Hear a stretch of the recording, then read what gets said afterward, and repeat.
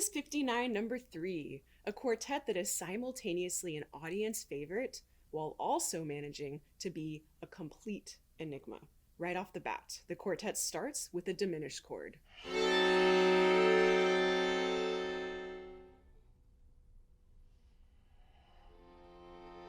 Beethoven's music, especially from his middle period, is known to represent the human capacity to overcome obstacles. Could this opening dissonance be setting the stage? Through an introduction perhaps influenced by the similarly tense opening of Mozart's Dissonance Quartet, we find ourselves completely lost, far away from any feeling of rhythmic certainty or harmonic stability in our home key of C major. But through a maze of shifting keys, a violin cadenza, and subverted expectations, we finally and fulfillingly reach our C major chord. As we work our way to reaching this moment, we find ourselves using a motive that becomes the primary building block of this movement. In the context of Beethoven's middle period, this motive feels extremely light and fresh, completely in contrast to the dark and exploratory material that directly precedes it. Perhaps this is Beethoven showing one way of finding possibility and ultimately strength. The middle movements that follow are where we find ourselves in a land of questions. The Opus 59s were commissioned by Count Razumovsky, and both Opus 59 numbers 1 and 2 contain a clearly labeled Russian theme in honor of the Count. Opus 59 number 3 never has a clearly labeled Russian theme, and we can only guess that the second movement is loosely inspired by the feeling of a Russian theme, but this feeling is also awfully close to the feeling of a klezmer tune. So questions arise.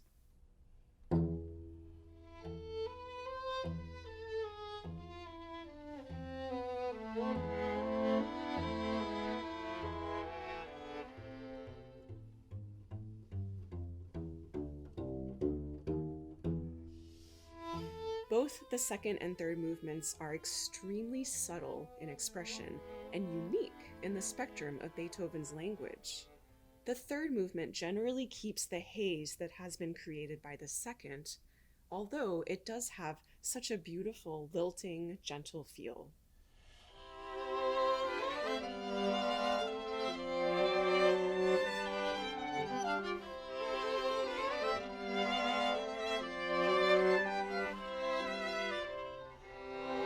The trio wakes up a bit and is much more boisterous, using more extreme dynamic contrast, offbeat accentuations, and virtuosic passages for each instrument.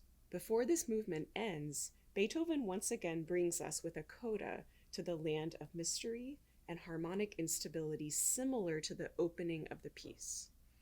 This kind of coda is a foreshadowing of the way Beethoven will use moments of transition in his late quartets, almost like he's exploring how to blur the lines between movements.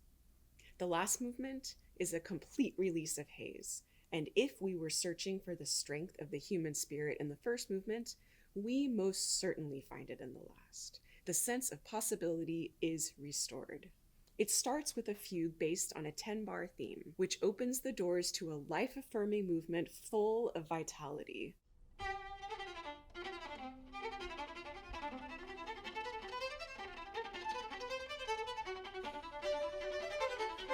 This movement must have been the inspiration for movements such as the last of Mendelssohn's Octet or the last of Brahms's F major viola quintet. The energy is absolutely infectious, driving performers to push the limits of speed and agility, and one of the most unabashedly joyous movements Beethoven ever wrote.